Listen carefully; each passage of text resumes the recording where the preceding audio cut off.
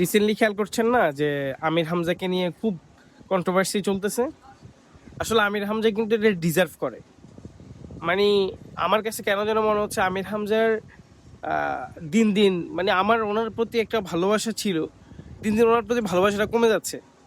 মানে এমন এমন এমন কিছু টপিক নিয়ে উনি কথা বলে যেগুলো নিয়ে কথা বলার ওনার কোনো প্রয়োজনই নাই।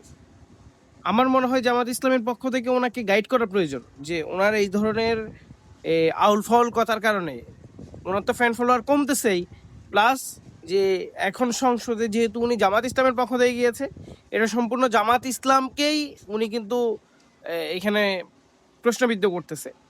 তো এই জন্য আমি মনে করব যে ৬০-৭০টা আসন পেয়ে গিয়ে যারা ভুল করছে তাদের ভুলগুলো না ধরায় দেওয়া, এটা কিন্তু খুব মারাত্মক লেভেলের মানে আমরা প্রস্তাব এটার জন্য। সেজন্য আমির হামজা বেশ কিছুদিন মানে ধরে অনেক কন্ট্রোভার্সিয়াল কথাবার্তা বলে, মানে আউল ফাউল কথাবার্তাগুলো বলে, যে কথাবার্তাগুলোর কোনো মানই হয় না। এবং এগুলো কথা উনি না বললেই চলে, এবং উনি এমন একটা জায়গায় গিয়ে কথাগুলো বলে ওয়াজ মাহফিলে, এবং ওয়াজ মাহফিলটা পর্যন্ত প্রশ্নবিদ্ধ করে। তো আমি সেজন্য বলবো আমরা আমির হামজাকে ভালোবাসি, আল্লাহর জন্য আমির হামজাকে ভালোবাসি। আমির হামজার এই ধরনের কার্যক্রমের যেরকম আমরা আমির হামজাকে নিয়ে আমরা যেরকম আমির হামজাকে নিয়ে সুনাম করি, ঠিক আমির হামজার ভুল ত্রুটিগুলো আমাদেরকে সংশোধন করে দিতে হবে। এবং সবচেয়ে বড় বিষয়টা হচ্ছে আমার কাছে মনে হচ্ছে এগুলো নিয়ে ওনাকে গাইড করা দরকার, ওনাকে কাউন্সিলিং করা দরকার।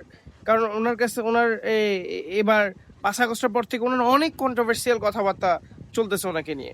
সো আমির হামজার এই ধরনের কন্ট্রোভার্সিয়াল কথাবার্তা থেকে যেন ওনাকে বের করে নিয়ে আসা যায়, এবং ওনাকে যেন কোনো অবস্থাতে বিতর্কিত আর না হইতে হয়।